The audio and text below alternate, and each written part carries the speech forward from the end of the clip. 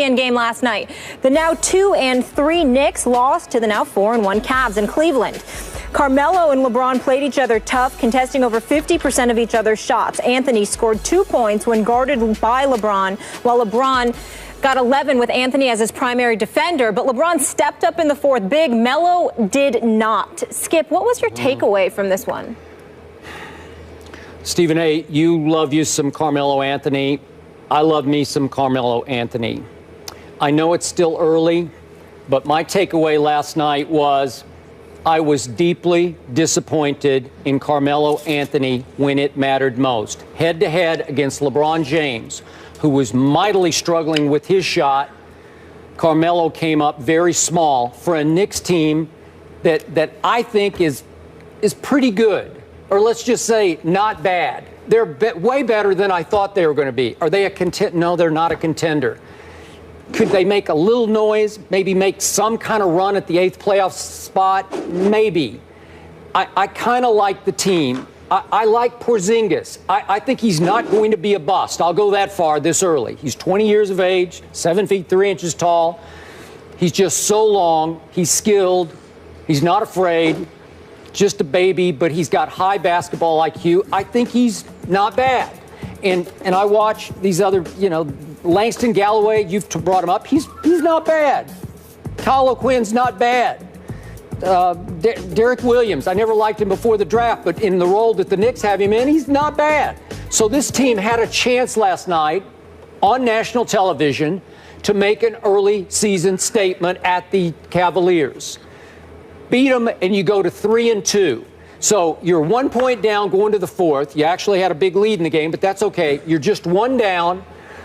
Up to that point, LeBron finally made a three in the middle of the fourth quarter, and at that point, he was 1 for 16 for the season from three-point range. And we saw what happened in the first half. He blamed it on the sleeve jerseys that they were wearing last night. LeBron had signed off on these jerseys. They had practiced in them, and he said, I'm good with it. But then, of course, he's got to blame something for his shooting woes, which have continued since the NBA Finals when he was a disaster. Don't go there. Well, I'm just telling you. So he tears it up. He makes a big show. I'm going to tear my sleeves. Okay, fine. He's always complained about those sleeves. He practiced in them, and he signed off. He told the league, I am good with these. So whatever. Because the league wanted him to play them. Okay. Wanted him to wear them. All right, but the point is, he was struggling mightily. You've got him on the ropes, and you let him off the ropes because in the fourth quarter, Carmelo goes 1 out of 5. He does not get to the free throw line. He's your guy. He's your $23 million man. We all know that. He's your max guy.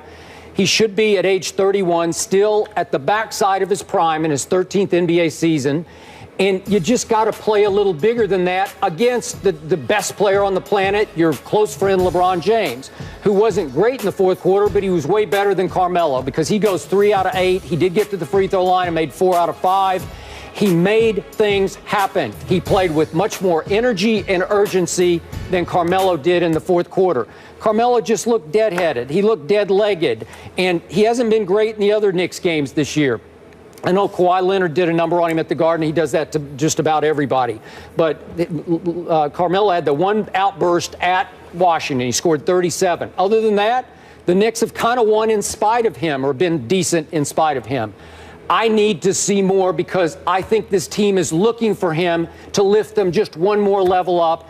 And it has a chance to at least be respectable this year if he's what he should be. He's that guy. He's a top 5 scorer in this league and a clutch player that he's been in the past. I'm just not seeing it yet from Carmelo the way this team is looking to see it from him. Your thoughts? Well, in all fairness, not that mine. I mean, I can sit up there. You know how much I got love for Carmelo Anthony, and him being a New York Knick doesn't hurt that notion at all. But I'm disappointed with what I've seen thus far. And I'm disappointed because I think that, number one, he doesn't appear to be as healthy as he needs to be. I think that he looks like he's been dragging for most of the season.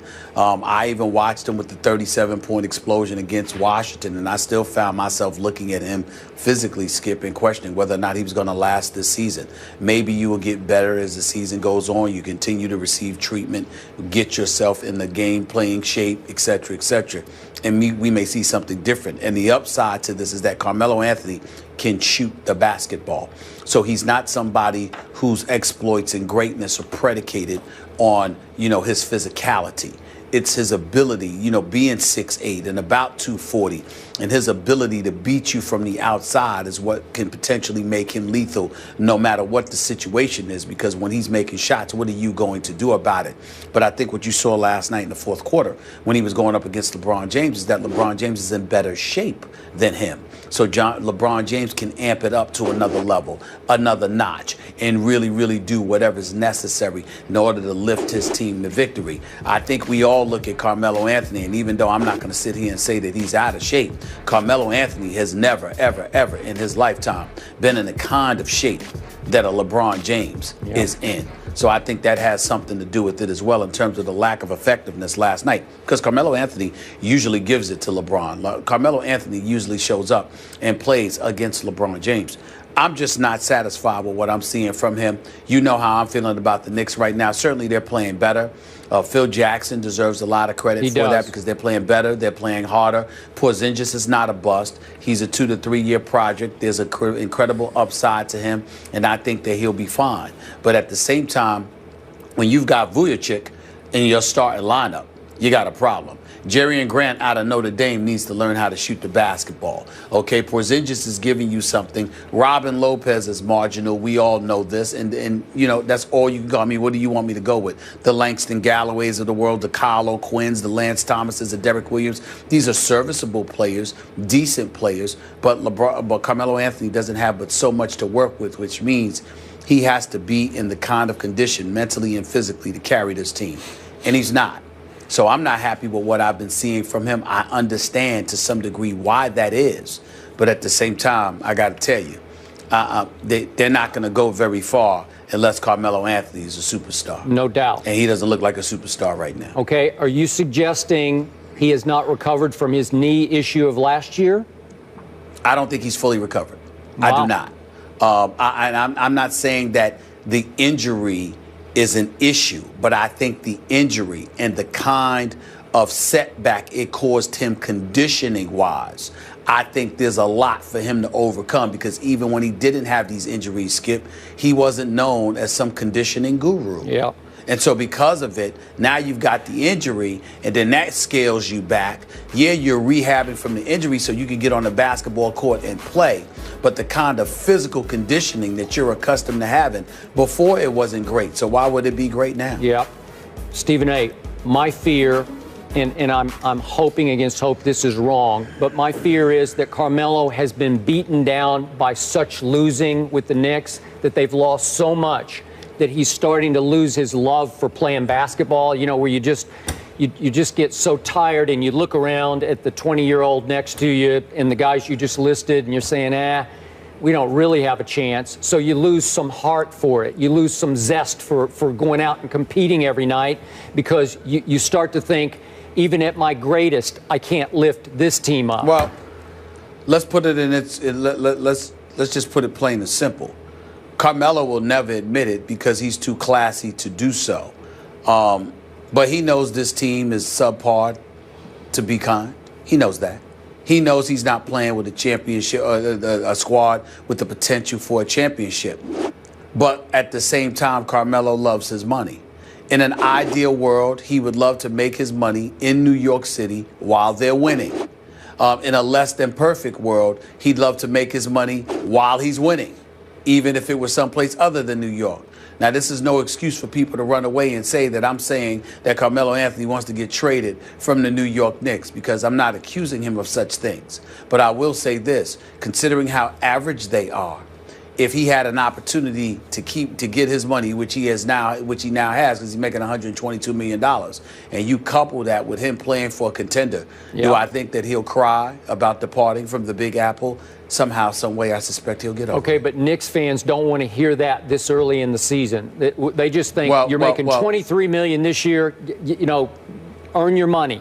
Just earn it. Which is why he won't say a word about it, and he probably ain't even thinking about it because it's too early in the season. Not to mention the fact that they do look better than they did last year. Yep. But at the same time, they're just not a championship contender. And when you're in a weak Eastern Conference and there's debates as to whether or not you will even make the playoffs, you are the epitome of sorry.